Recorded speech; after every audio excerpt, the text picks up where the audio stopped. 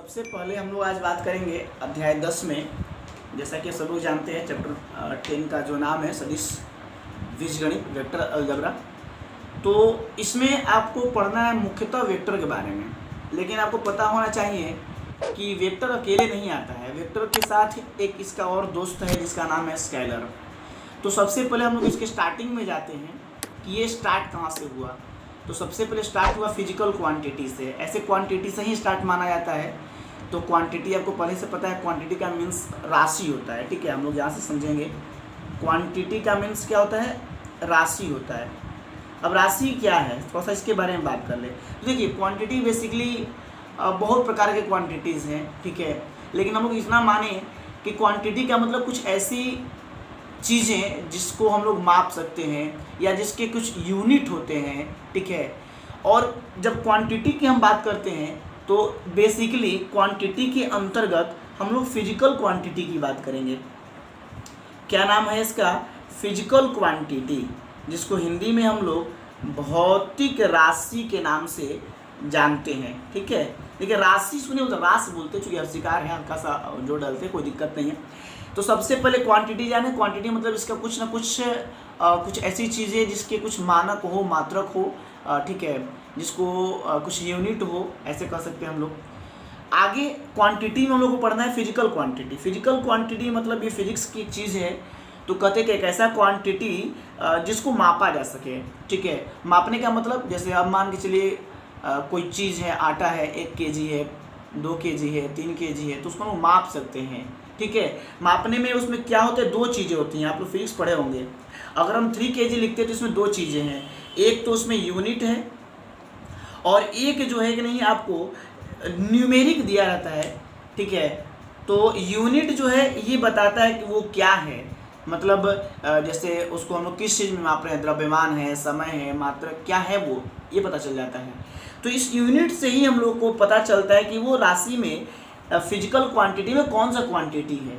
ठीक है, तो कहने का मतलब क्या है कि कुछ न्यूमेरिक होते हैं और कुछ क्वांटिटी का जो यूनिट होता है, तो हम बेसिकली इस यूनिट के माध्यम से उसको माप सकते हैं। ठीक है, तो कहने का मतलब एक ऐसा क्वांटिटी जिसमें कुछ यूनिट हो, यानी जिसको मापा जा सके। तो लिखा है कि those quantity which is measured, मतलब वैसी राशियाँ जिसको मापा जा सके उसको फिजिकल क्वांटिटी के रूप में जानते हैं। अब देखिए इसमें हम लोग क्या बोले, थोड़ा सा समझ लेंगे इसको। इसमें बेसिकली मापना आवश्यक है, मापना जो मापा जाएगा वही फिजिकल क्वांटिटी, जो मापा नहीं जा सके वो भी क्वांटिटी हो सकता है। जैसे दुख, ठीक है, दुख भी एक प्रकार की राशि है, वो भावात्मक राशि है, उसको मापा नहीं जा सकता है। कितना दुख है, बहुत दुख है, कितना 5 किलो 4 किलो नहीं है। ठीक है, यानी कोई भी चीज़ें जो भी हमारे यूनिवर्स में वो लाई करता है, ठीक है, मतलब भाव के रूप में हो, संख्या के रूप में, वो सब क्वांटिटी ही है। लेकिन उसी क्वांटिटी को 2 भाग में बांटा गया है, एक फिजिकल क्वांटिटी, एक इमोशनल क्वांटिटी। ये भौतिक राशि, वो भावात्मक राशि, वो हमें नहीं पढ़ना इसके बारे, इसलिए हम उसके बारे में डिस्कस नहीं करेंगे, लेकिन थोड़ा समझ लें वो इमोशंस पे आधारित होते हैं। और ये जो है कि नहीं भौतिक जो है, भौतिक राशि ये भौतिकता में है, वास्तव में ये लाई करता है और उसका कुछ ना कुछ यूनिट होता है। तो इसीलिए इसका परिभाषा है एक ऐसी राशि जिसको मापा जा सके। ठीक है, उसको हम लोग कहते हैं फिजिकल क्वांटिटी।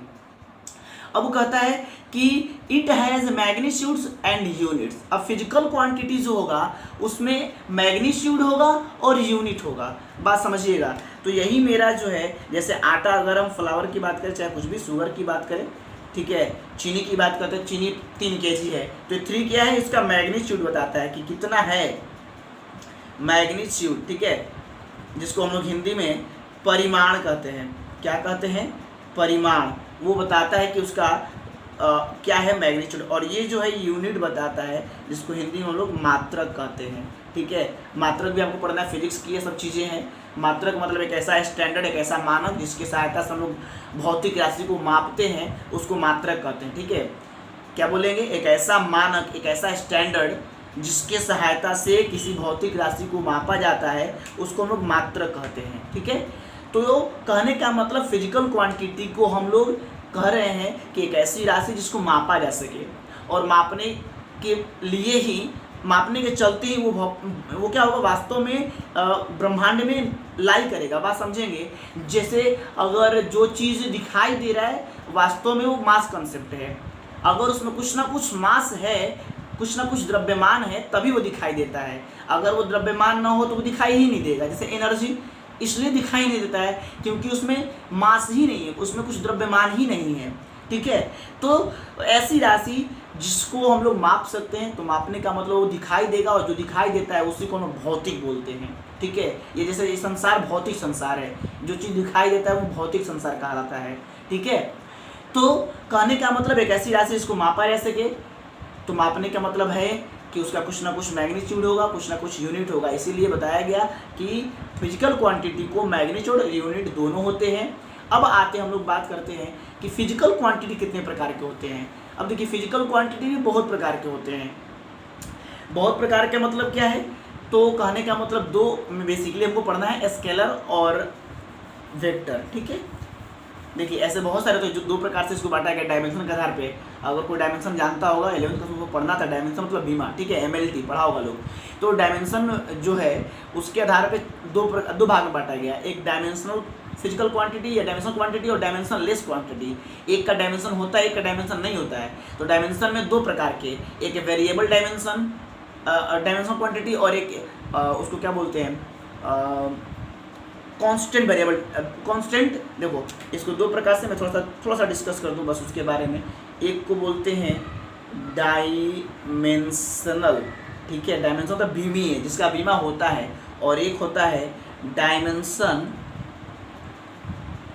Dimension less, बीमाहीन। इसको बोलते हैं विमीय, जिसका बीमा हो रहा हो। ठीक है, और इसका होता है बीमाहीन, जिसका बीमा ही नहीं हो। ठीक है, अब बात समझिएगा, इसको भी दो भाग में बांटा गया। बीमीय को भी एक वेरिएबल और एक जो है कि नहीं कांस्टेंट, और इसको भी दो भाग में बांटा गया, वेरिएबल और कांस्टेंट। अब बात समझिए, इसको बोलते हैं डायमेंशनल वेरिएबल, इसको बोलते हैं डायमेंशन कांस्टेंट, इसको बोलते हैं dimension less variable, dimension less constant. ठीक है, मतलब पूरे भौतिक राशि को चार प्रकार में बांटा गया। लेकिन हमें यहाँ जो पढ़ना है वो फिजिक्स के दुनिया में थोड़ा सा देखना है, तो इसीलिए डायमेंशन के बेस को हम लोग छोड़ देते हैं और मैथमेटिकली सिर्फ दो बातें करते हैं, जिसका नाम है स्केलर और वेक्टर। ठीक है, ये चर और अचर के आधार पर था, तो बहुत प्रकार से बांटा गया है। हम लोग यहाँ दिशा के आधार पे बेसिकली पढ़ना है, जिसको हम बोलते हैं स्केलर और वेक्टर। अब आपको पता होगा, स्केलर में ओनली फॉर मैग्नीट्यूड होता है, सिर्फ और सिर्फ परिमाण होते हैं, उसमें दिशा का ज्ञान नहीं होता है। और वेक्टर में दिशा और क्या होता है, इसमें मैग्नीट्यूड तो होता ही है, इसके साथ साथ डायरेक्शन भी होते हैं। ठीक है, डायरेक्शन भी होता है, यानी दिशा का ज्ञान भी होता है। परिमाण के साथ साथ परिमाण एवं दिशा दोनों होते हैं, उसको हम लोग बोलते हैं वेक्टर। तो ये परिभाषा क्या है, इसके बारे में थोड़ा सा डिस्कस करेंगे हम लोग। तो बेसिकली यहाँ हम लोग को यही पढ़ना है, फिजिकल क्वांटिटी दो प्रकार के होते हैं, it is of two types, scalar quantity, vector quantity. Scalar quantity उसको कहता है कि the physical quantity which has magnitude only, एक ऐसा भौतिक राशि जिसमें केवल परिमाण हो, नो सेंस ऑफ डायरेक्शन, दिशा का ज्ञान नहीं हो, उसको हम लोग कहते हैं स्केलर क्वांटिटी। अदिश राशि, अदिश, हिंदी तो बहुत सुंदर भाषा है, ये अपने आप अपना अर्थ बता देता है। और देखिए, दिशा का मतलब दिशा हुआ डायरेक्शन, और अ का मतलब नहीं, यानी एक ऐसा क्वांटिटी जिसमें दिशा क्या हो, नहीं हो, दिशा का ज्ञान नहीं हो, उसको हम लोग बोलते हैं स्केलर क्वांटिटी। वेक्टर की बात करें तो ये एक ऐसा राशि है, इसको अंग्रेजी में कहेंगे सदिश, हिंदी में सदिश राशि, और अंग्रेजी में डिफिनेशन क्या होगा, the quantity which has both, क्या both, which has both magnitude and direction, एक ऐसी राशि जिसमें परिमाण और दिशा दोनों का ज्ञान हो, उसी को हम लोग सदिश राशि बोलते हैं। हिंदी की बात करें तो बहुत सुंदर नाम है सदिश, दिशा मतलब डायरेक्शन और स मतलब साथ, जिसमें दिशा साथ हो, दिशा का ज्ञान हो, उसी को हम लोग बोलते हैं सदिश राशि। ठीक है, अब बात करते हैं स्केलर क्वांटिटी की, तो ध्यान से समझेंगे इसको।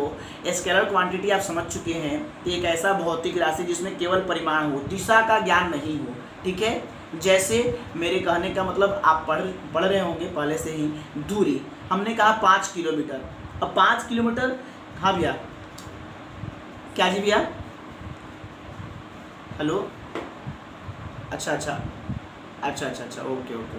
ओके, मैं फिर से एक बार बोल देता हूँ, कोई बात नहीं है, जल्दी से आप लोग थोड़ा सा जल्दी से ज्वाइन हो जाए, मैं समझ देता हूँ, ठीक है, कोई बात नहीं है। मैं फिर से समझा देता हूँ जो आपके सामने है। सबसे पहला चीज़ हम लोग चैप्टर 10 की बात कर रहे हैं, वेक्टर अलजेब्रा है। इसमें हम लोग क्वांटिटी, सबसे पहले वेक्टर क्वांटिटी है, इसलिए क्वांटिटी से ही स्टार्ट कर रहे हैं हम लोग। तो क्वांटिटी को हिंदी में राशि बोलते हैं, ठीक है। तो क्वांटिटी क्या है, कोई भी चीज़ एक प्रकार की राशि है, और उसमें दो प्रकार से बांटा गया, एक फिजिकल क्वांटिटी, एक इमोशनल क्वांटिटी। अगर यहाँ बात करें इमोशनल क्वांटिटी, ठीक है, इमोशनल, आप इमोशन समझ रहे होंगे, भाव, ठीक है, इमोशनल क्वांटिटी। तो फिजिकल क्वांटिटी को भौतिक राशि कहते हैं, इमोशनल क्वांटिटी को भावात्मक राशि कहते हैं, भावात्मक राशि। अब देखिए, ये तो आपको पढ़ना नहीं है, लेकिन थोड़ा सा डिस्कस कर देते हैं। तो फिजिकल क्वांटिटी एक ऐसा क्वांटिटी जिसको मेजर किया जा सके, जिसको मापा जा सके। तो मापने का मतलब उसका कुछ ना कुछ यूनिट, कुछ ना कुछ डायरेक्शन होंगे, कुछ ना कुछ मैग्नीट्यूड्स होंगे। तो एक ऐसा राशि जिसको मापा जा सके उसको फिजिकल क्वांटिटी, एक ऐसा राशि जिसको मापा नहीं जा सके उसको इमोशनल क्वांटिटी। जैसे दूरी हम लोग माप सकते हैं 5 किलोमीटर, 3 किलोमीटर, लेकिन दुख नहीं नाप सकते। कितना दुख, खुशी नहीं नाप सकते हैं, तो वो सब इमोशनल क्वांटिटी है। फिजिकल क्वांटिटी एक ऐसा क्वांटिटी जिसको मापा जा सके, और ये इमोशनल जिसको मापा नहीं जा सके। अब आते हैं फिजिकल क्वांटिटी में। फिजिकल क्वांटिटी को डायरेक्शन के बेस पर समझेंगे ध्यान से, बहुत प्रकार से बांटा गया है, जैसे चर राशि, अचर राशि, बहुत सारी राशियाँ हैं। लेकिन हमें यहाँ पर किस आधार पर बांटा गया है, सिर्फ दिशा के आधार पर बांटना है। यहाँ पर एक को कहते हैं स्केलर क्वांटिटी, एक को कहते हैं वेक्टर क्वांटिटी। स्केलर का मतलब जिसमें दिशा का ज्ञान नहीं हो, हिंदी में अदिश बोलते हैं, अ मतलब नहीं, दिश मतलब दिशा, जिसमें दिशा का ज्ञान नहीं हो उसको हम लोग स्केलर क्वांटिटी, और वेक्टर को कहते हैं सदिश, जिसमें दिशा का ज्ञान हो, यानी जो दिशा के साथ हो उसको कहते हैं वेक्टर क्वांटिटी। स्केलर क्वांटिटी में सिर्फ मैग्नीट्यूड होता है, डायरेक्शन नहीं होते हैं। इसको कहते हैं द स्केलर क्वांटिटी को डिफाइन करने के लिए, the physical quantity which has magnitude only and no sense of any direction, मतलब एक ऐसा राशि जिसमें केवल और केवल परिमाण हो, दिशा का कोई ज्ञान नहीं हो, उसको अदिश राशि कहते हैं। वेक्टर में बात करते हैं द क्वांटिटी या the physical quantity which has magnitude and direction both, जिसमें हम लोग कहते हैं कि इसमें परिमाण और दिशा दोनों हो, उसको हम लोग सदिश राशि कहते हैं। अब हम लोग बात कर रहे थे स्केलर क्वांटिटी पे, यहाँ तक की बातें हो चुकी थी, थोड़ा समझेंगे। तो स्केलर क्वांटिटी में केवल मैग्नीट्यूड होगा। जैसे मैंने कहा 5 kg, तो 5 kg का मतलब इससे सिर्फ मैग्नीट्यूड पता चल रहा है, कितना है, 5 kg है। लेकिन क्या पूरब में है, पश्चिम में है, उत्तर में है, दक्षिण में है, नैऋत्य कोण, वायव्य कोण, कौन सा है, दिशा का कोई ज्ञान नहीं है। तो कहने का मतलब उसको हम लोग कहेंगे स्केलर क्वांटिटी। अब यही हम अगर कह दें 5 किलोमीटर उत्तर पूर्व या 5 किलोमीटर दक्षिण, तो उसमें मैग्नीट्यूड भी है, और पूरब है कि पश्चिम है कि उत्तर है कि दक्षिण है, ये डायरेक्शन का भी सेंस दे रहा है, तो उसको हम लोग बोलेंगे वेक्टर क्वांटिटी, ठीक है। अब थोड़ा आते हैं, परीक्षा में 1 नंबर का ऑब्जेक्टिव तो यही देगा, 4 ऑब्जेक्टिव दिए रहेंगे और 4 मल्टीपल चॉइस वहाँ पर दिए रहेंगे, और पूछेगा इनमें से कौन एक स्केलर है, कौन एक वेक्टर है। तो थोड़ा मैं स्केलर और वेक्टर के टाइप्स के बारे में बात कर लूँ, फिर आगे हम लोग विस्तार से वेक्टर पढ़ना है, स्केलर नहीं पढ़ना है, आपको वेक्टर पढ़ना है, क्योंकि चैप्टर का नाम ही है वेक्टर एनालिसिस या वेक्टर अलजेब्रा। तो हम लोग पहले स्केलर के बारे में थोड़ा सा जानकारी प्राप्त कर लें, चूँकि इसका दोस्त है, उसके बाद वेक्टर समझना बेहद आसान होगा, ठीक है। चलिए, तो मैं बात करूं अगर एग्जाम्पल की, इससे 1 नंबर का प्रश्न आता है और आपके एक्सरसाइज में भी दिया है 10.1 में। तो सबसे पहले मैं बार जब भी पढ़ाता हूं तो आप लोगों को बताता हूं शॉर्ट टर्म में इसको याद कैसे रखेंगे। इसको हम लोग शॉर्ट में बोलेंगे, सबको याद भी होगा जो मेरे पास पढ़ा होगा, दुष्का आऊ चाऊ द्रघ आताश है, ठीक है। ये मतलब अदिश में, ठीक है, अदिश में दुष्का आऊ चाऊ द्रघ आताश है। ये अदिश राशि को याद करने का एक छोटा सा ट्रिक है, एक फॉर्म है। इसको हम लोग कहेंगे, दू से कहेंगे दूरी, डिस्टेंस, स से कहेंगे समय, समय मतलब टाइम, का से कहेंगे कार्य, कार्य का मतलब वर्क, उ से कहेंगे ऊर्जा या उष्मा, जो भी कहें, फिर चा से कहेंगे चाल, स्पीड, उ से फिर कहेंगे उष्मा, द्र से कहेंगे द्रव्यमान, मास जिसको हम लोग कहते हैं अंग्रेजी में, घ से कहेंगे घनत्व, घनत्व मतलब सबको पता है डेंसिटी, ठीक है, वो अंग्रेजी आपको नोट्स में लिखा होगा, ठीक है। आ से कहते हैं आयतन, जिसको हम लोग वॉल्यूम कहते हैं। ता से कहते हैं ताप, जिसको टेम्परेचर कहते हैं। स से कहते हैं शक्ति, जिसको पावर कहते हैं। देखिए ये जितनी सारी राशियां हैं लगभग जो इम्पोर्टेंट है, ऐसे बहुत सारी राशियां हैं, तो हमने एक सूत्र में उसको पिरो दिया है, ठीक है। और इसको हम लोग आराम से इस नाम को याद करके इजी वे में हम लोग याद कर सकते हैं कि कौन कौन सा अदिश राशि है।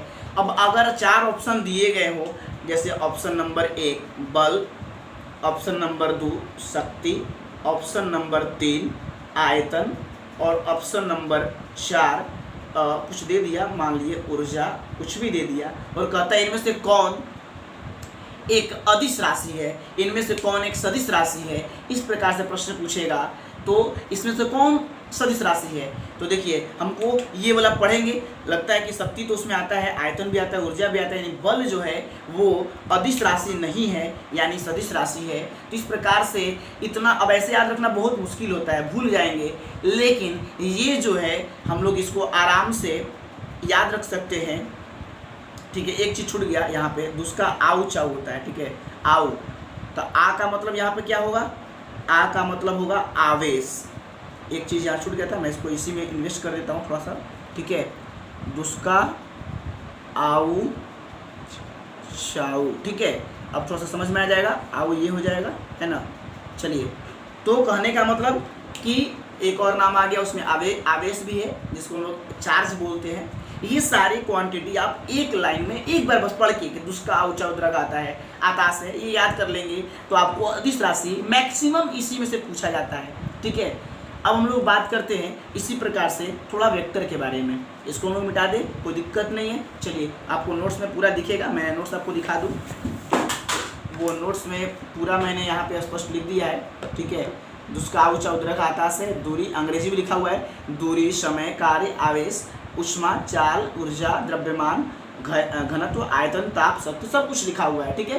कोई दिक्कत नहीं है, मैं इसका फोटो भेज दूंगा, आप जिसको परेशानी हो टेलीग्राम चैनल को ज्वाइन कर ले और उसमें अपना ले लेगा, कोई दिक्कत नहीं है। चलिए, अब हम लोग बात करते हैं थोड़ा वेक्टर के बारे में, क्योंकि वेक्टर ही बेसिकली आपको पूरा पढ़ना है।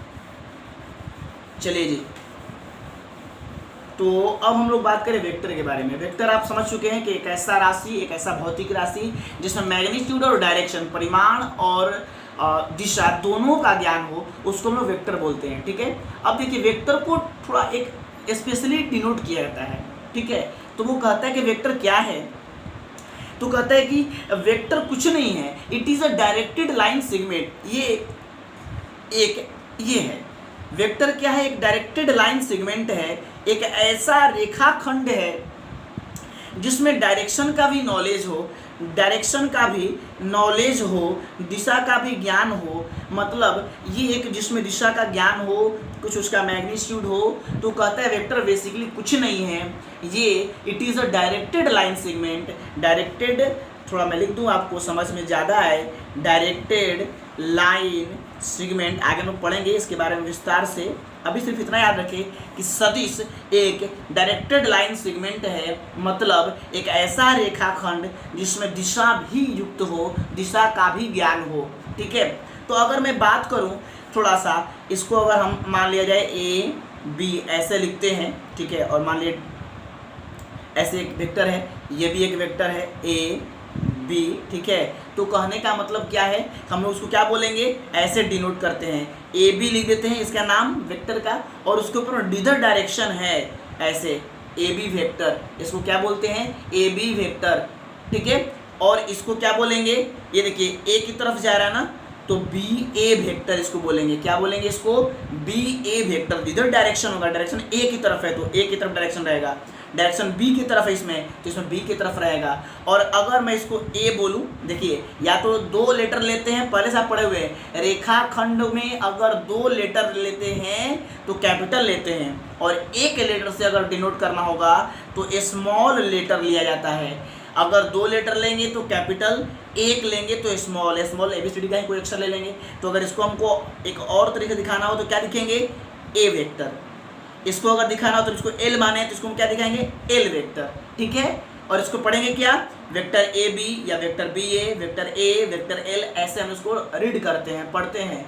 तो पूरा बात समझ में आ गया। वेक्टर में आप पढ़े थे 9th क्लास में स्केलर वेक्टर फिजिक्स में, वहाँ पर बताया गया था कि वेक्टर को रिप्रेजेंट करने के लिए, दिखाने के लिए विशेष मतलब टेक्निक की ज़रूरत होती है। वही बात यहाँ पे है कि वेक्टर कुछ नहीं है, एक डायरेक्टेड लाइन सेगमेंट है, एक दिशीय मतलब दिशा से युक्त रेखाखंड है। और उसको हम लोग कैसे डिनोट करते हैं, ये भी वेक्टर 2 लेटर लेंगे तो कैपिटल, या 1 लेंगे तो स्मॉल ए वेक्टर बोल देंगे। या अब ये ऊपर जो माथे पर तीर का निशान आप जो देख रहे हैं, ये डायरेक्शन को शो करता है। अगर ये बी की तरफ जा रहा है तो बी की तरफ तीर रहेगा, अगर ये ए की तरफ जा रहा है तो इसमें ए की तरफ दिखाएंगे। स्मॉल लेटर से ए वेक्टर या इसको एल वेक्टर जो भी लिखना होगा हम लिख सकते हैं, ठीक है। अब आते हैं इसका भी एग्जाम्पल, इसको भी कैसे कुछ एग्जाम्पल में याद रखिए कौन कौन सा वेक्टर है। इसका भी मैंने एक ट्रिक आपको बताया था, ऐसे याद रखेंगे, वे सब विभा आत्व है, ठीक है। वे सब विभा आत्व है, बहुत इजी है, थोड़ा सा मैं दिखा दूं। वे से होता है वेग, स से होता है संवेग, ब से होता है बल, वी से होता है विस्थापन या विस्थापन कहें, सॉरी विस्थापन, जिसको डिस्प्लेसमेंट कहते हैं हिंदी में, अंग्रेजी में। भा से होता है भार, आ से होता है आवेग, और त्व से होता है त्वरण, एक्सेलरेशन, ठीक है। इसको हम लोग क्या बोलते हैं अंग्रेजी में, वेलोसिटी। इसको बोलते हैं हम लोग क्या बोलते हैं, मोमेंटम। ये फोर्स, ये डिस्प्लेसमेंट, ये आपका हो जाएगा वेट, ये हो जाएगा आपका इम्पल्स, ये हो जाएगा एक्सेलरेशन। आपको सब कुछ अंग्रेजी में वहाँ पर लिखा मिलेगा, ठीक है। तो कहने का मतलब क्या है, इसको हम लोग थोड़ा सा याद कर ले, ताकि इसी में से अधिकांशतः की मैं बात कर रहा हूँ, ये मैं कभी नहीं कहता कि यही आएगा, अधिकांशतः इसी में से आने की संभावना रहती है। आप इसको इतना याद कर लेंगे तो आपको लगभग काम हो जाएगा कि कौन सदिश है कौन अदिश है। उसको उसका औचा उद्रघ आता है और इसको वे सब विभा आत्व है। इतना याद करने पर थोड़ा आप कंफर्टेबल महसूस करेंगे कि हमें कुछ याद है क्वांटिटी की, उसमें से कौन सा स्केलर है कौन सा वेक्टर है, ठीक है। अब हम लोग आगे बात करते हैं डायरेक्टेड लाइन के बारे में। अब मैंने जो वर्ड यूज किया था डायरेक्टेड लाइन सेगमेंट, उसमें डायरेक्टेड लाइन क्या है, डायरेक्टेड लाइन, ठीक है, दिशीय रेखा या दिशा युक्त रेखा भी कह सकते हैं, दिशीय रेखा, या इसको हम लोग हिंदी में एक और नाम दे सकते हैं, दिशा युक्त रेखा, ठीक है, कोई दिक्कत नहीं है। चलिए, क्या कहता है कि a line with one of direction prescribed is called a directed line. वही बात जो मैंने आपको अभी फिगर दिखाया था कि एक ऐसा रेखा जो एक डायरेक्शन के साथ प्रिस्क्राइब्ड किया गया हो, बताया गया हो, उसको हम लोग डायरेक्टेड लाइन बोलते हैं। अब इसको हम क्या बोलेंगे, सिर्फ रेखा बोलेंगे। इसको क्या बोलेंगे, रेखा बोलेंगे। रेखा का कोई अंत बिंदु नहीं होता, ठीक है। इसको हम बोलेंगे लाइन, लेकिन इसमें डायरेक्शन नहीं है, ये दोनों डायरेक्शन में आपको एंड तक जा रहा है, ठीक है। लेकिन इसी रेखा में जब हम लोग कोई डायरेक्शन यूज कर देते हैं तो उसका नाम हो जाता है डायरेक्टेड लाइन, यानी a line with direction is called directed line. Simply एक ऐसा रेखा जिसमें दिशा का भी ज्ञान हो, वो दिशीय रेखा, दिशा युक्त रेखा के नाम से जाना जाता है, ठीक है, कोई दिक्कत नहीं है। चलिए जी, इसके बाद हम लोग आगे बढ़ते हैं। अब आते हैं रिप्रेजेंटेड। अभी मैंने बताया कि वेक्टर को रिप्रेजेंट करने का एक अलग तरीका होता है, इसलिए इसका नाम पड़ गया रिप्रेजेंटेशन ऑफ वेक्टर। चलिए जी, रिप्रेजेंटेशन ऑफ अ वेक्टर, ठीक है। इसको हम लोग हिंदी में क्या बोलेंगे, हिंदी में बोलेंगे सदिश का निरूपण या प्रदर्शन, ठीक है। हम लोग एक सदिश राशि को कैसे निरूपित करेंगे, कैसे प्रदर्शित करेंगे, कैसे दिखाएंगे, इसके बारे में बात करना है।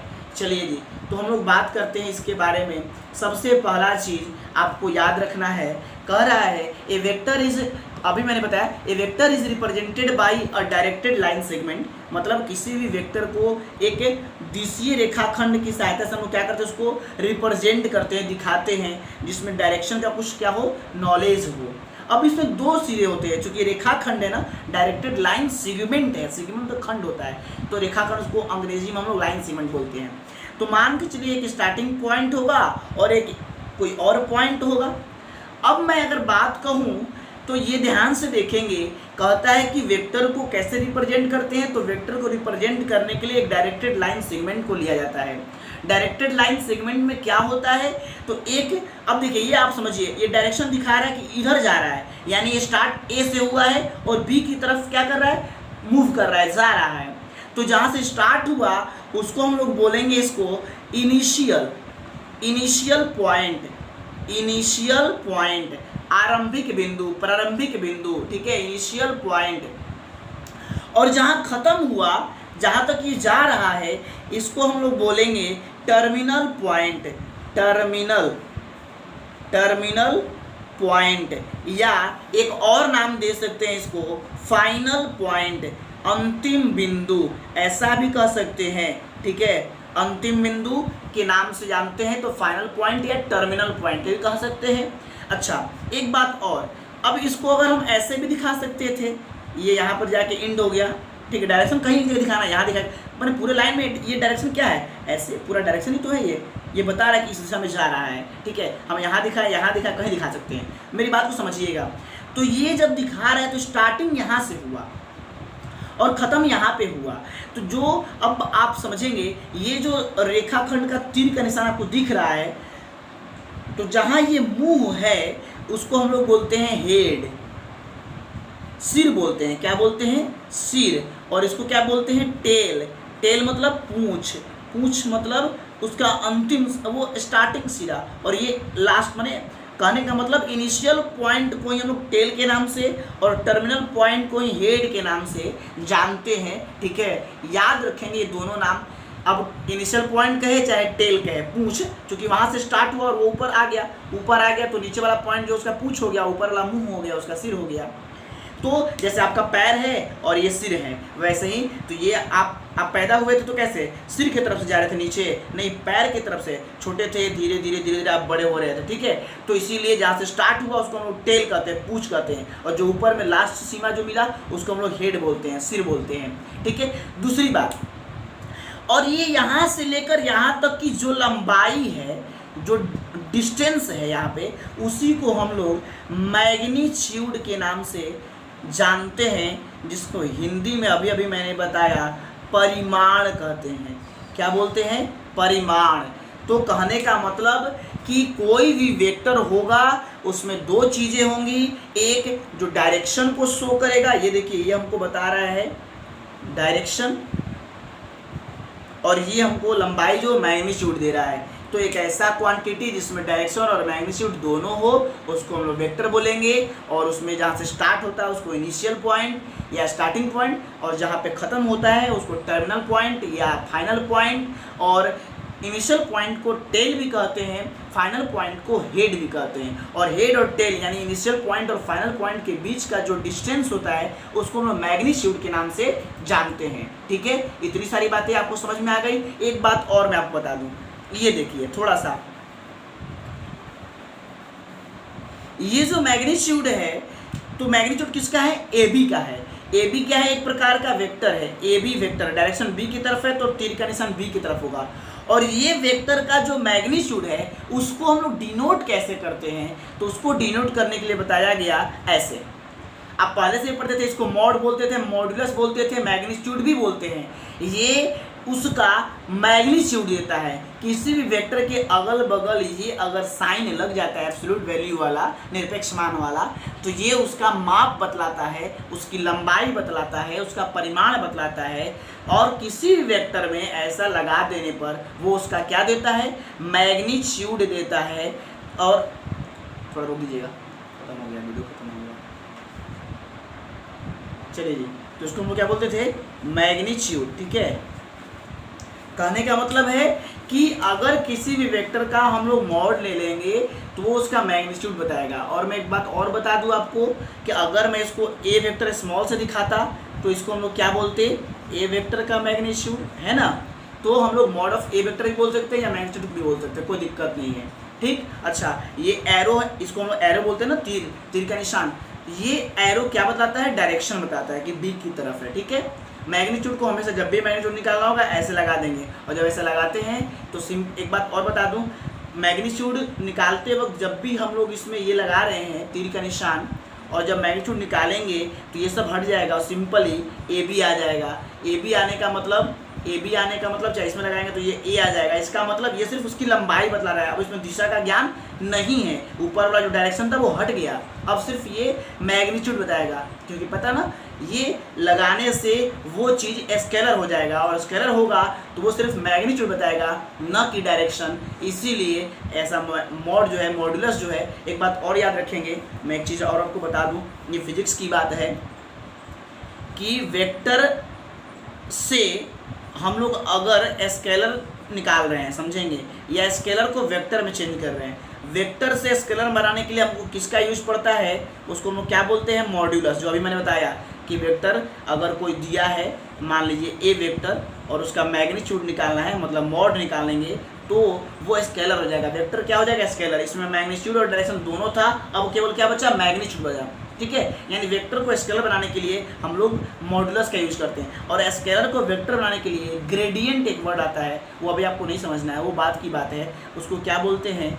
ग्रेडियंट बोलते हैं, ठीक है। तो ये आगे की बातें हैं, समझ लेंगे। वेक्टर से स्केलर बनाने का मॉडुलस का, इसलिए इसको मॉड हम लोग लगा देते हैं ताकि वो स्केलर आ जाए, और वो स्केलर आने का मतलब मैग्नीट्यूड देगा। ओके, चलिए आगे बात करते हैं हम लोग types of vector. Next topic है टाइप्स ऑफ वेक्टर, और शायद इसी के साथ आज का क्लास खत्म भी होगा। टाइप्स ऑफ वेक्टर बहुत सारे हैं, उसके बाद एक्सरसाइज भी हम लोग देख लेंगे, इसी में एक्सरसाइज डाल देंगे, कोई दिक्कत नहीं होगा, अलग से बताने की कोई ज़रूरत नहीं है। 10.1 इसी पर हो जाएगा, ठीक है। अगला टॉपिक का नाम है टाइप्स ऑफ वेक्टर, ठीक है। हिंदी में इसको हम लोग क्या बोलेंगे? सदिश के प्रकार। चलिए जी, सदिश के प्रकार में बात करते हैं। टाइप्स देखिए, वेक्टर बहुत प्रकार के होते हैं, फिजिक्स में बहुत सारे आपको नाम बताए गए होंगे, उनमें से गिने चुने जो मुझे लगा कि आपको बताना ज़रूरी है उसको मैंने समराइज किया है, बताया है एक जगह। तो उसमें सबसे पहला बात करेंगे, it is the following types. ये बहुत प्रकार के होते हैं। पहला जीरो वेक्टर, पहला बात करते हैं हम लोग जीरो वेक्टर, जैसा कि नाम से ही स्पष्ट है, शून्य सदिश। क्या बोलेंगे हिंदी में? शून्य सदिश, ठीक है।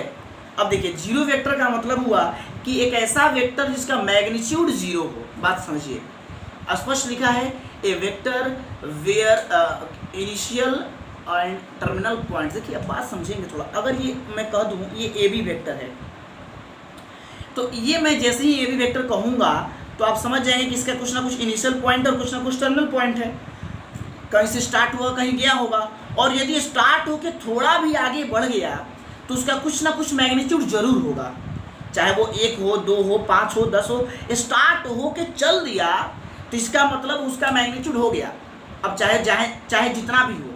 लेकिन ये जीरो वेक्टर में मैग्नीट्यूड जीरो होता है, और यदि मैग्नीट्यूड जीरो करना है इसका मतलब वो डिस्टेंस को तय ही नहीं किया है, उसका मैग्नीट्यूड कुछ भी स्टार्ट ही नहीं हुआ, मूव ही नहीं किया हो, यानी वो जहाँ से चला था वहीं अभी है, अभी स्टार्ट ही नहीं हुआ है। अब जब स्टार्ट ही नहीं हुआ है तो कहने का मतलब इसका स्टार्टिंग पॉइंट और इसका एंडिंग पॉइंट, यानी कि इनिशियल पॉइंट और फाइनल पॉइंट दोनों एक ही जगह है। एक ही जगह को अंग्रेजी में हम लोग कोइंसाइड बोलते हैं। कोइंसाइड का मतलब संपाती होता है, यानी एक ऐसा वेक्टर जिसका इनिशियल और टर्मिनल दोनों पॉइंट कोइंसाइड हो, एक ही जगह हो, उसको हम लोग बोलते हैं जीरो वेक्टर। यानी a vector whose initial and terminal points coincide. एक ऐसा राशि सदिश, एक ऐसा सदिश राशि जिसका इनिशियल मतलब प्रारंभिक, टर्मिनल मतलब अंतिम, दोनों बिंदु एक ही जगह हो, उसको हम लोग जीरो वेक्टर के नाम से जानते हैं। अच्छा, आपने पढ़ा है जीरो वेक्टर को हम लोग नल वेक्टर भी बोलते हैं। पहले आपने अभी नल मैट्रिक्स और सेट में भी आपने नल नाम सुना होगा, तो जीरो वेक्टर को हम लोग नल वेक्टर के नाम से जानते हैं, ठीक है। जीरो वेक्टर क्या है, चाहे नल वेक्टर क्या है। एक बात और मैं आपको बता दूं, याद रखना है कि वेक्टर का कोई मैग्नीट्यूड नहीं होता है। कोई मैग्नीट्यूड होने का मतलब उसका मैग्नीट्यूड जीरो होता है, ठीक है, इसलिए तो उसका नाम पड़ा जीरो मैग्नीट्यूड। अब एक बात बताएंगे, जब उसका मैग्नीट्यूड ही जीरो है, जब वो पता ही नहीं चला कि स्टार्ट हुआ कि नहीं हुआ, तो अब ये बताइए इसका डायरेक्शन कैसे पता चलेगा। थोड़ा भी आगे बढ़ता तो पता चलता कि या तो इधर जाएगा या इधर जाएगा या इधर जाएगा या इधर जाएगा। जब वो स्टार्ट होता और मूव करता तो पता चलता कि डायरेक्शन किधर है। जब वो स्टार्ट ही नहीं हुआ, इसलिए उसके डायरेक्शन के बारे में कोई जानकारी नहीं मिल पाता है स्पष्ट रूप से। इसीलिए इसमें लिखता है कि इट इज, ऐसे कहता है कि it has no sense of direction या no definite sense of direction. इसमें निश्चित दिशा का ज्ञान नहीं होता है क्योंकि इट हैज़ जीरो मैग्नीट्यूड। स्पष्ट लिखा है कि भाई इसको हम लोग जीरो मैग्नीट्यूड होता है, इसीलिए स्पष्ट कोई दिशा नहीं पता चल पाता। या ऐसा कहें कि ये सब दिशा में है, ऐसा भी कह सकते हैं। कोई दिशा नहीं है इसका मतलब कि सब दिशा में जा सकता है। इसीलिए इसको एक और तरीके से कहता है कि भाई मेरे याद रखो कि इसको हम लोग ऐसे कह सकते हैं, it may be regarded as having any direction. या तो कोई डायरेक्शन ही पता नहीं है स्पष्ट, या तो सब डायरेक्शन में है, तभी तो पता नहीं चल पा रहा है कि किस डायरेक्शन में है। जैसे आपने पढ़ा था कि किसी किसी का एक हल होता है और किसी किसी के अनेकों हल होते हैं, तो अनेकों हल कैसे पता करते हो, इसमें से कोई एक पता नहीं चल पाता है। इसीलिए यहाँ पर कह देता है कि भाई देखो इसका कोई एक पता नहीं चल पा रहा है, इसका मतलब अनेकों हल है, अनेकों डायरेक्शन है, ठीक है।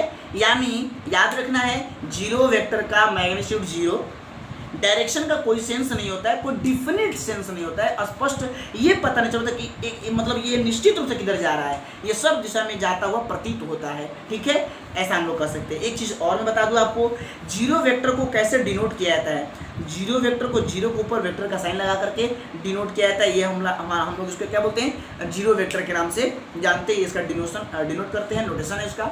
आगे बढ़ते हैं। एक चीज़ और मैं बताऊँ, अभी मैंने कहा कि भाई ये जहाँ से स्टार्ट हुआ वहीं एंड भी हो गया, ए से स्टार्ट हुआ और ए पर ही एंड हो गया, इसलिए इसको हम लोग ऐसे भी दिखाते हैं, ए वेक्टर, ए से स्टार्ट हुआ ए पर ही एंड हो गया, इसलिए जीरो वेक्टर को ऐसे दिखाओ या ऐसे दिखाओ।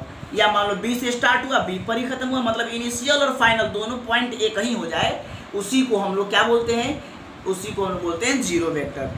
क्यों? क्योंकि इनिशियल और फाइनल दोनों पॉइंट सेम है, ऐसे दिखाओ ऐसे दिखाओ ऐसे दिखाओ, ये सब जीरो वेक्टर के बारे में है। अब चलते हैं नेक्स्ट, जिसका नाम है यूनिट वेक्टर। अब नाम से ही परिलक्षित होता है, यूनिट का मतलब होता है यूनिट वेक्टर, जिसको हम लोग हिंदी में बोलते हैं इकाई सदिश। इकाई सदिश हिंदी में इसको नाम बोलते हैं, यानी एक ऐसा वेक्टर जिसका मैग्नीट्यूड एक हो। नाम से ही परिलक्षित है, यानी वो स्टार्ट होगा और थोड़ा आगे बढ़ेगा, जिसका मैग्नीट्यूड एक होगा, ठीक है। तो कहता है उसको हम लोग यूनिट वेक्टर बोलेंगे। तो थोड़ा सा उसके बारे में सुन ले। कहता है vector whose magnitude is unity, एक ऐसा सदिश जिसका मैग्नीट्यूड, जिसका परिमाण एक हो, इकाई हो, उसको हम लोग बोलते हैं यूनिट वेक्टर। एक चीज़ और मैं बता दूं, यूनिट वेक्टर में एक सेंस होता है डायरेक्शन का, वो एक ही डायरेक्शन में जा सकता है, तो इधर जाए चाहे इधर जाए, कहीं एक ही तरफ जाएगा, यानी इसमें सेंस ऑफ डायरेक्शन होता है, मतलब दिशा का ज्ञान होता है। इसके बाद कहता है कि the unit vector in the direction of a given vector, A vector is denoted by.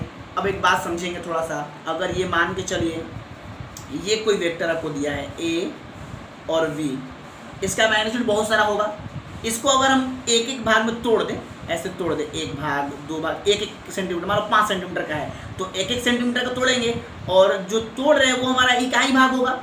और इकाई भाग यानी किसी वेक्टर के, याद रखेंगे, किसी वेक्टर के दिशा में उसका इकाई भाग लेंगे तो उसको हम लोग बोलते हैं यूनिट वेक्टर। और उसको स्पेशली कैसे डिनोट करेंगे, ये देखिए, कैप लगाते हैं, या इसको हम लोग अगर स्मॉल से दिखाएंगे तो ऐसे दिखाएंगे। ये अगर ए वेक्टर है, समझेंगे थोड़ा आगे प्रश्न आएगा 10.2 में, ये वेक्टर को अगर हम ए वेक्टर बोलते हैं या इस वेक्टर को हम लोग ए बी वेक्टर बोलते हैं, और उसका अगर यूनिट वेक्टर निकालना हो या पूछे तो हम लोग यूनिट वेक्टर को उसके ऊपर कैप लगा के डिनोट करते हैं। अगर ये है तो ऐसे, ये है तो ऐसे।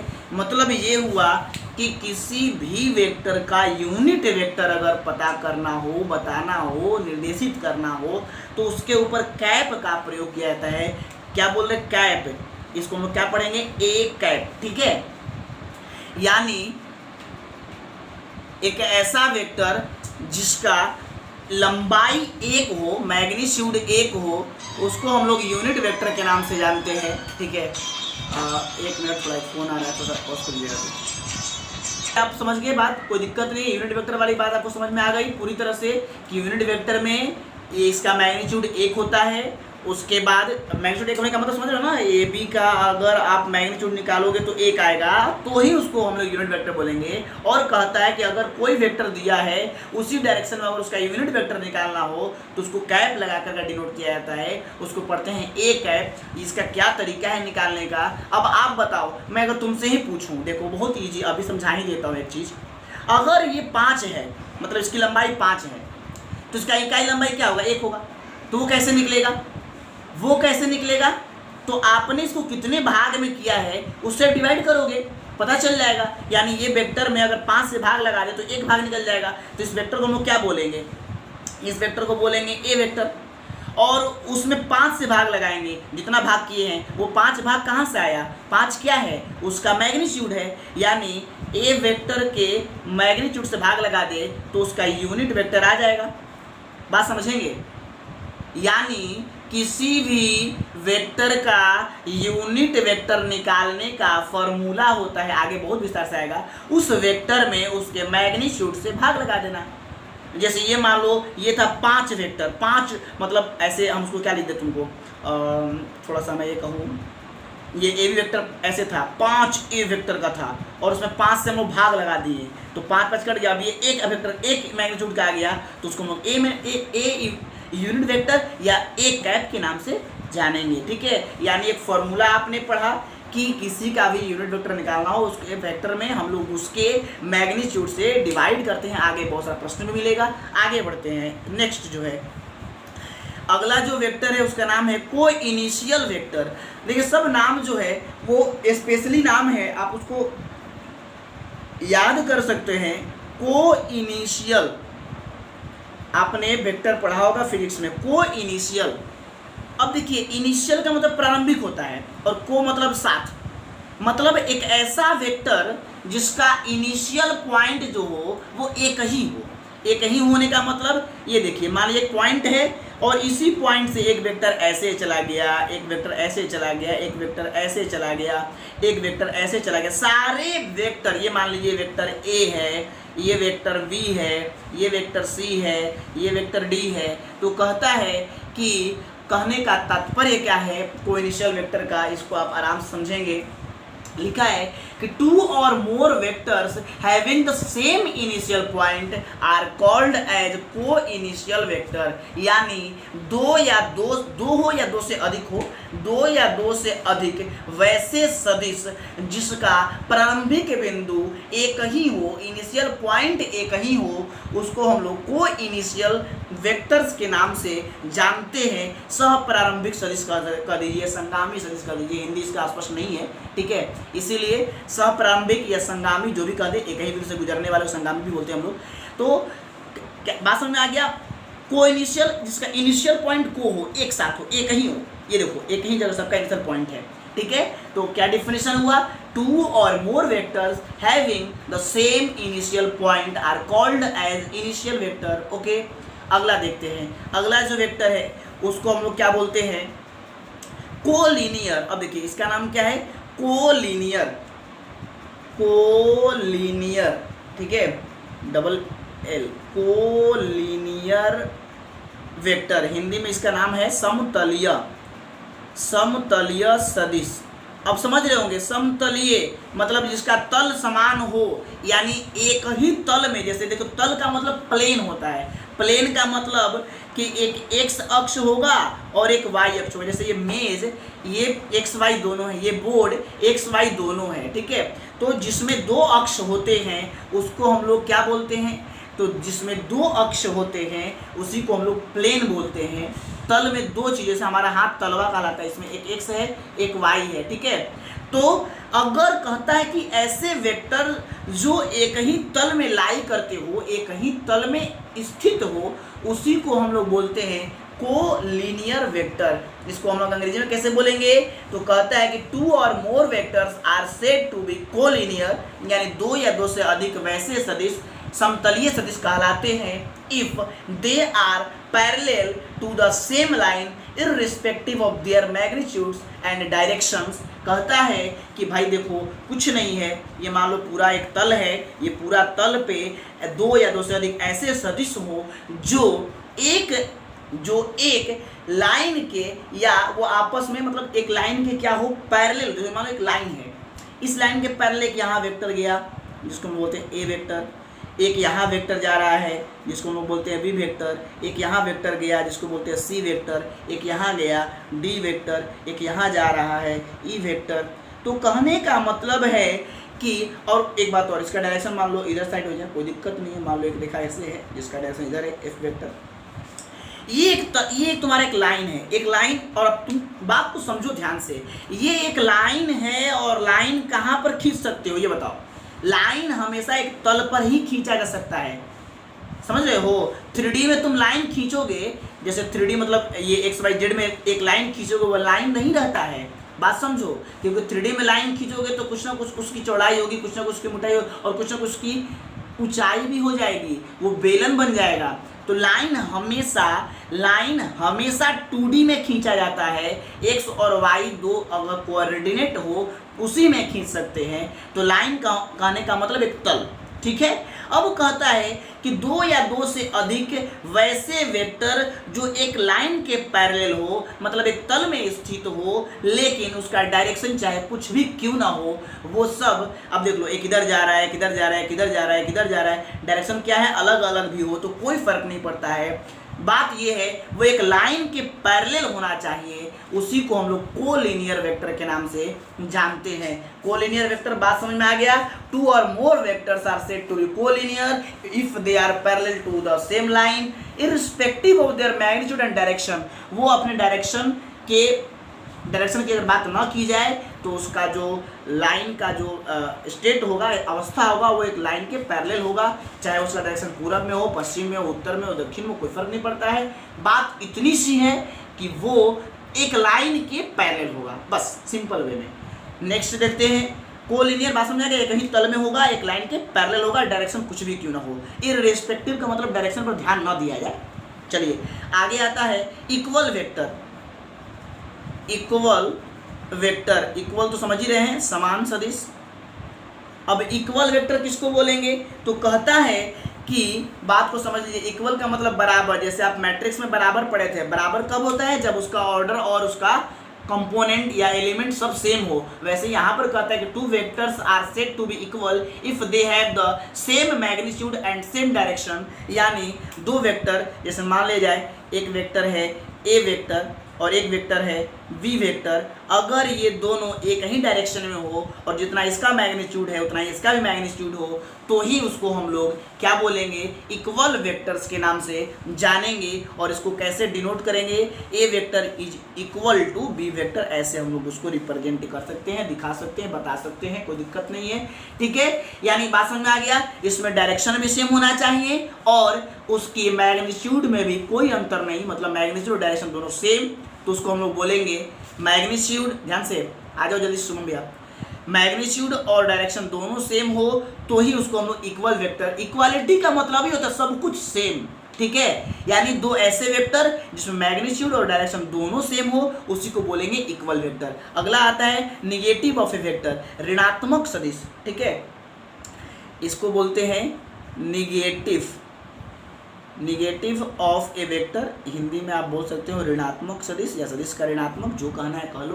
कहता है कि a vector whose magnitude is the same as that of a given vector, ठीक है, बट डायरेक्शन इज अपोजिट। अब निगेटिव का मतलब क्या हुआ कि एक वेक्टर तो तुमको दिया हुआ है, मान लो ए वेक्टर, अब कहता है कि एक ऐसा ही वेक्टर हो जितना इसका डायरेक्शन उतना ही, जितना इसका मैग्नीट्यूड उतना ही मैग्नीट्यूड भी हो, लेकिन ऋणात्मक का मतलब एक इधर जा रहा है तो एक इधर आ रहा हो, मतलब उसका मैग्नीट्यूड, या मैं बता दूं आपको, मैग्नीट्यूड क्या होना चाहिए? सेम हो और उसका डायरेक्शन जो है वो क्या होना चाहिए, अपोजिट हो, एक दूसरे के विपरीत हो।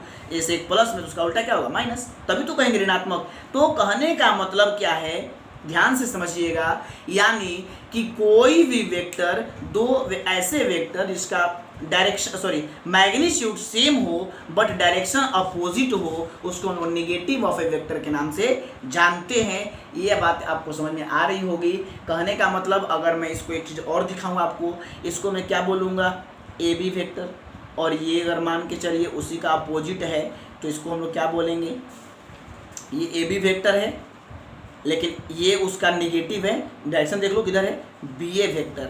अब आप समझ रहे होगे कि देख लो, ये मैग्नीट्यूड तो वही है, ए बी वेक्टर का मैग्नीट्यूड निकालो चाहे बी ए वेक्टर इसका निकालो या इसका निकालो, मैग्नीट्यूड सेम आएगा। 5 सेंटीमीटर है तो 5 सेंटीमीटर भी होगा, लेकिन डायरेक्शन देखो, इसमें बी की तरफ है, इसमें ए की तरफ है, तो डायरेक्शन में अपोजिट है, मैग्नीट्यूड में सेम है, तो ये हो जाएगा एक दूसरे का निगेटिव ऑफ ए वेक्टर। और एक बात मैं और बता दूँ तुमको, ध्यान से सुनना, और यदि अगर मैं बात करूँ थोड़ा सा, तो इसको ऐसे भी लिख सकता हूँ कि बी ए जो है ये कुछ है नहीं बल्कि ये समझ लीजिए, बी ए वेक्टर जो है वो ए बी वेक्टर का ही निगेटिव है, ए बी वेक्टर का ही निगेटिव है, इसीलिए उसको बोलते हैं निगेटिव ऑफ ए वेक्टर। ठीक है, ए बी वेक्टर को अगर माइनस से लगा देंगे तो ये उल्टा हो जाएगा, बी ए आ जाएगा, यानी ये क्या हो जाएगा, बी ए वेक्टर है। हम माइनस लगा दिए मतलब डायरेक्शन चेंज कर दिए, माइनस का मतलब डायरेक्शन चेंज करना, तो ये क्या हो जाएगा, बी ए वेक्टर। ठीक है, यहाँ याद रखेंगे, किसी में भी अगर हम लोग डायरेक्ट माइनस से गुना कर दें तो उसका डायरेक्शन क्या हो जाता है, उलट जाता है, याद रखेंगे, यानी ये दोनों वेक्टर सेम हो जाएगा। तो बी ए वेक्टर कुछ है नहीं बल्कि ये ए बी वेक्टर का ही निगेटिव है। तो निगेटिव का मतलब आप समझ गए होंगे, निगेटिव का मतलब direction opposite, magnitude same. Okay, आगे बढ़ते हैं हम लोग, अब आगे देखते हैं।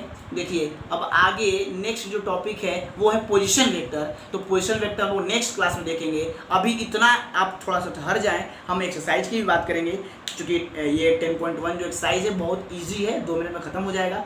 तो हम लोग उसको यहीं पे देख लेते हैं, उसको हम यूट्यूब पे नहीं डालेंगे, इसी में मर्ज कर देंगे उसको भी। ठीक है, और नेक्स्ट डे 10.2 का थ्योरी और 10.2 एक्सरसाइज दोनों चलेगा। तो 10.1 हम यहीं डिस्कस कर देते हैं, चलिए इसी में एक ही जगह दोनों हो जाएगा। ठीक है,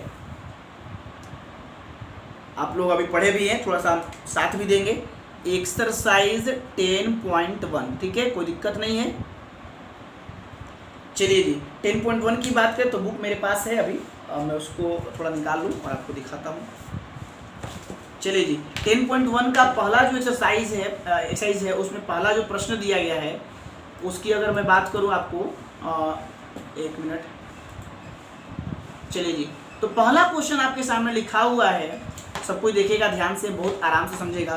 कहता है represent graphically as displacement of 40 kilometre 30 degree east of north. कहता है कि आप ग्राफीय विधि से, ग्राफीय रूप में 40 किलोमीटर विस्थापन को रिप्रेजेंट कीजिए। मतलब एक 40 किलोमीटर डिस्प्लेसमेंट किसको होता है, विस्थापन। और विस्थापन पता है ना, अभी मैंने बताया था, वे सब विवाह आत्व है, वी मतलब विस्थापन, वो एक सदिश राशि है। सदिश होगा तो उसमें डायरेक्शन होगा और डायरेक्शन दिया हुआ है। क्या कहता है कि आपको कह रहा है कि आप एक 40 किलोमीटर विस्थापन को ग्राफिकली रिप्रेजेंट कीजिए और वो 30 डिग्री ईस्ट ऑफ नॉर्थ है। तो मैं उसको दिखाता हूँ। देखो, कहने का मतलब है कि मैंने क्या किया, एक प्लेन ले लिया, ठीक है, मान लो आपको पहले से पता है, एक्स एक्स डैश सबको पता है, या ऐसे लिख दो। अगर मैं डायरेक्शन की बात करूँ तो ईस्ट, वेस्ट, नॉर्थ, साउथ सबको पता है। एटलस में ऊपर उत्तर, नीचे दक्षिण, ये पूरब, ये पश्चिम होता है। अब आपको एक वेक्टर दिया है और वो वेक्टर का मैग्नीट्यूड कितना है, 40 किलोमीटर। मैग्नीट्यूड कितना है, 40 km, ठीक है। और उसका डायरेक्शन आपको दिया है 30 डिग्री, ये देखिए एंगल आपको डायरेक्शन देता है 30 डिग्री ईस्ट ऑफ नॉर्थ। इसका मतलब क्या हुआ, ईस्ट ऑफ नॉर्थ का मतलब उत्तर के पूरब, मतलब ये आपका है उत्तर और यहाँ से 30 डिग्री पूरब की ओर, इसी को हम क्या बोलेंगे, ईस्ट ऑफ नॉर्थ। तो ये देखिए, मान लीजिए ऐसे अंदाज से ये आपका अगर मान लीजिए 0 डिग्री है, 5, 10, 15, 20, 25, 30, यानी यहाँ से एक लाइन जो है ऐसे डिस्प्लेस कर रहा है और वो इस प्रकार से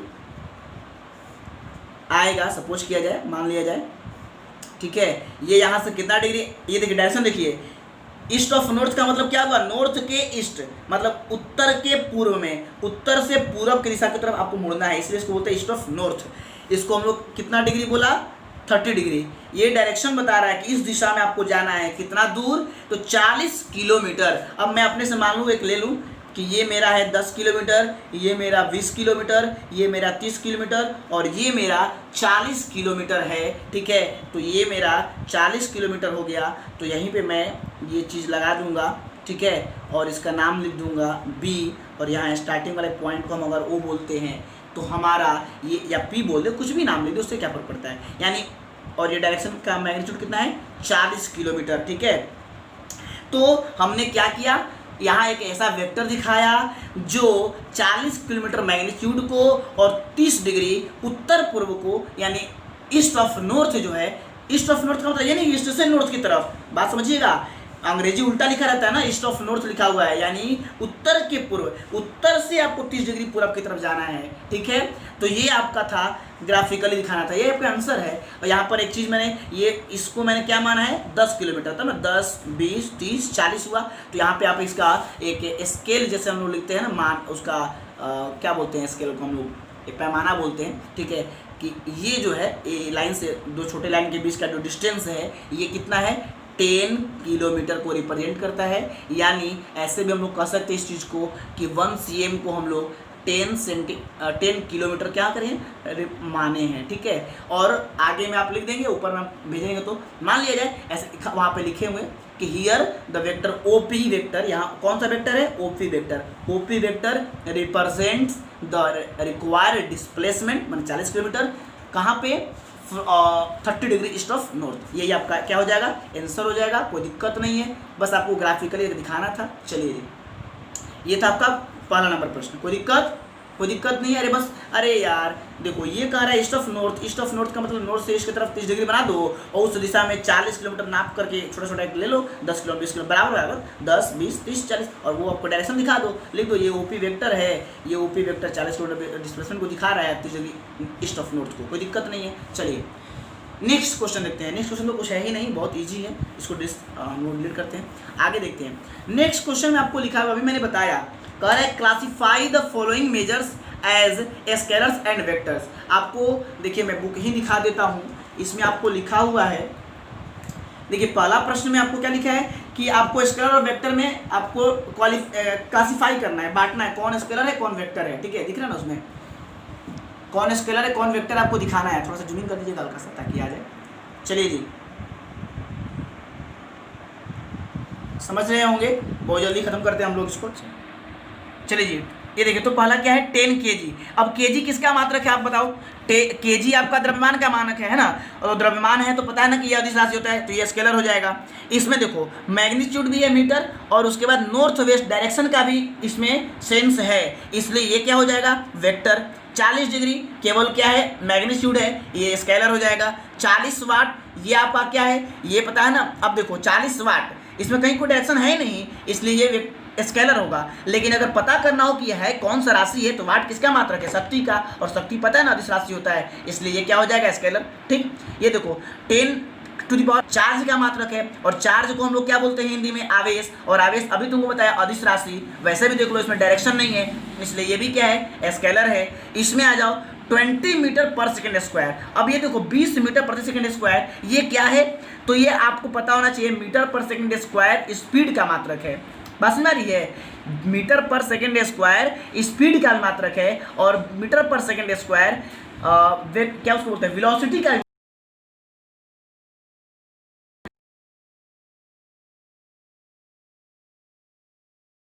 तो मीटर पर सेकंड स्क्वायर से कैसे पता चलेगा कि स्केलर की वेक्टर है, तो इसका आंसर स्केलर भी हो सकता है और वेक्टर भी पता हो सकता है, क्योंकि मीटर पर सेकंड स्क्वायर जो आपको मात्रक होता है, ठीक है, स्पीड सॉरी स्पीड बोल रहे हैं, ये तो गलत हो जाएगा, स्पीड थोड़ी ना है, मीटर पर सेकंड वो क्या है सदिश राशि है, यानी इसलिए चलो फिर से सुन लो, केजी द्रव्यमान है, अदिश राशि, मीटर और नॉर्थ वेस्ट ये सब कुछ दिया हुआ है, ये डिस्प्लेसमेंट है, विस्थापन है, इसलिए ये जो है कि सदिश राशि। 40 डिग्री ये अदिश राशि एंगल है, कोण है, स्केलर हो जाएगा। ये 40 वाट शक्ति है, इसलिए ये भी अदिश राशि। 10⁻⁹ कूलम, कूलम आवेश का मात्रक है, ये भी स्केलर होगा। और 20 मीटर पर सेकंड स्क्वायर एक्सेलरेशन होता है त्वरण, और त्वरण एक वेक्टर क्वांटिटी है, इसलिए वेक्टर होगा, कोई दिक्कत नहीं है। आगे आते हैं, फिर आता है, फिर कह रहे क्लासिफाई कीजिए स्केलर और वेक्टर में। टाइम पीरियड आवर्तकाल स्केलर क्वांटिटी है, याद रखेंगे। समय आवर्तकाल समय होता है, समय अदिश राशि है। डिस्टेंस अदिश राशि है। फोर्स अभी बताया बल सदिश राशि है। वेलोसिटी वेग, वेग क्या है? सदिश राशि है, वेक्टर है। वर्क डन किया गया कार्य क्या है जी? स्केलर है, कार्य एक अदिश राशि है, तो ये भी हो गया। अब देखो 4 नंबर प्रश्न क्या कर रहा है, coinitial, equal, collinear but not equal. इसमें से ये फिगर आपको दिया गया है और इस फिगर में आपको बताना है कि कौन कौन कोइनिशियल है, कौन कौन इक्वल है, कौन कौन कोलिनियर है बट नॉट इक्वल है। देखो कोइनिशियल का मतलब क्या तुमको बताया गया, कोइनिशियल का मतलब एक ऐसा दो या अधिक ऐसे वेक्टर जिसका इनिशियल पॉइंट जो है, स्टार्टिंग पॉइंट एक ही हो। इसमें देखो ए वेक्टर और डी वेक्टर दोनों एक ही जगह स्टार्ट हो रहा है। ए वेक्टर और डी वेक्टर दोनों का स्टार्टिंग पॉइंट एक है, यानी A vector and D vector are coinitial vector. ये दोनों कोइनिशियल है, तो पहला वाला में क्या हो जाएगा, ए वेक्टर एंड डी वेक्टर। ठीक है, आगे आते हैं इक्वल वेक्टर। इक्वल वेक्टर किसको कहा गया, जिसमें डायरेक्शन भी सेम हो, मैग्नीट्यूड भी सेम हो। ये देखो बी वेक्टर और डी वेक्टर दोनों का देखो डायरेक्शन इधर है, इसका भी डायरेक्शन इधर है, और दोनों का मैग्नीट्यूड भी सेम है, यानी B vector and D vector are equal vector. ठीक है, आगे 3 नंबर में ये कहता है कोलिनियर, एक ही तल में हो।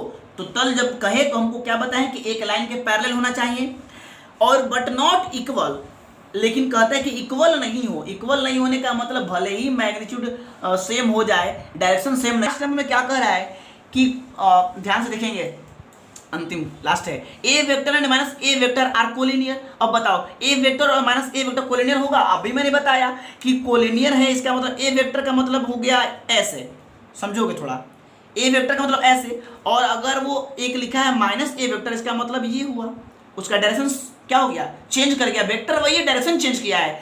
तो अगर वो डायरेक्शन चेंज किया है, तो अगर ये पूरब में जा रहा था तो वो पश्चिम में जाएगा, और पश्चिम में जाएगा तो एक ही तल में नहीं स्थित होगा जी, एक ही लाइन के ना पैरेलल होगा। ये जो इधर जा रहा था वो डायरेक्शन चेंज कर गया, पीछे मुड़ गया, तो ये कोलिनियर होगा, एक तल में होगा। इसलिए ये क्या है, पहला ट्रू। ठीक है, पहला ट्रू।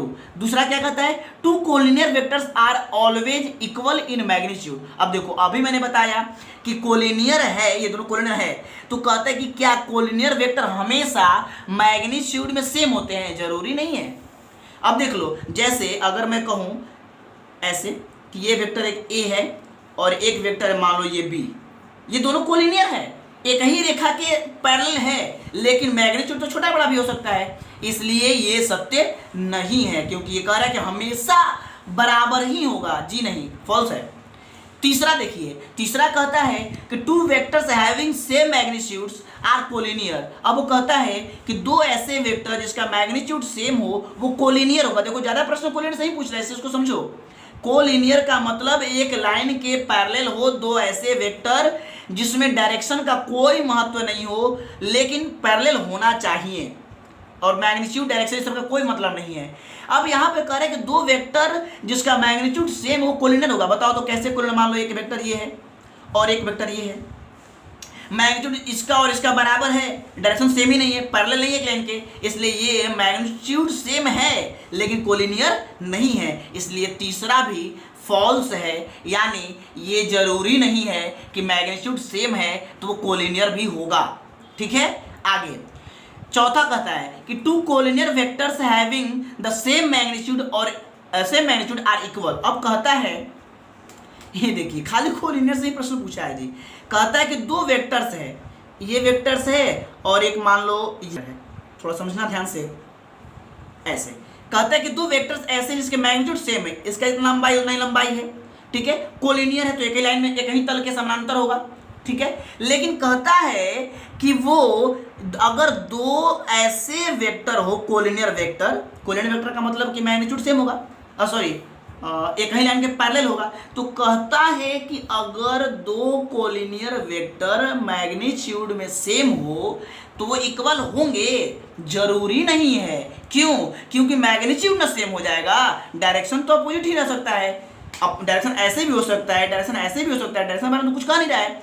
तो केवल मैग्नीट्यूड सेम हो जाने से डायरेक्शन के बारे में कोई पता नहीं चल पाता है, इसलिए ये इक्वल होगा ऐसा जरूरी नहीं है, क्योंकि इक्वालिटी के लिए चाहिए मैग्नीट्यूड और डायरेक्शन दोनों सेम। लेकिन यहां पर कोलिनियर कह रहा है, तो कोलिनियर में हम लोग पढ़े हैं कि डायरेक्शन तो कुछ भी हो सकता है। बात को पूरा समझो। प्रश्न में है कि दो कोलिनियर वेक्टर, ये भी कोलिनियर, ये भी कोलिनियर, ये सब कोलिनियर है, ठीक है।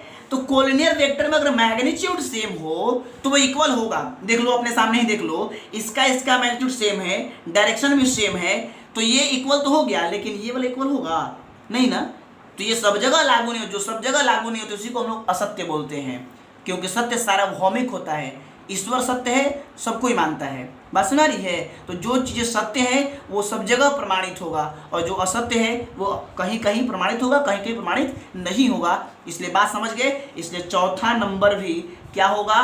फॉल्स ही होगा। पहला ट्रू है, बाकी सारे फॉल्स हैं। पूरी बात को समझ लीजिए, कोलिनियर वेक्टर को पूरा समझिए। कोलिनियर वेक्टर मैं एक बार फिर से इस चीज को डिस्कस कर दूं, क्योंकि ये चैप्टर में कोलिनियर ही एक मेन, चाहे उसका मैग्नीट्यूड कुछ भी हो, बात को ध्यान से समझो, वो सारे कोलिनियर वेक्टर होंगे। यानी कोलिनियर वेक्टर में मैग्नीट्यूड और डायरेक्शन से कुछ लेना देना नहीं है। मैग्नीट्यूड सेम हो जाने से कोलिनियर नहीं होगा, मैग्नीट्यूड सेम नहीं होने से भी कोलिनियर नहीं होगा, उसका डायरेक्शन से भी उसका कोई प्रभाव नहीं पड़ता है। वो सिर्फ प्रभाव पड़ता है कि वो एक लाइन के पैरेलल है या नहीं है, बस सिंपल। मैग्नीट्यूड और डायरेक्शन से ये फ्री है, कोई दिक्कत नहीं है। इसका छोटा हो, बड़ा हो, आगे हो, पीछे हो, उत्तर में हो, पूरब में हो, पश्चिम हो, कुछ मतलब नहीं है। चलिए समाप्त हो गया, बंद कर दीजिए।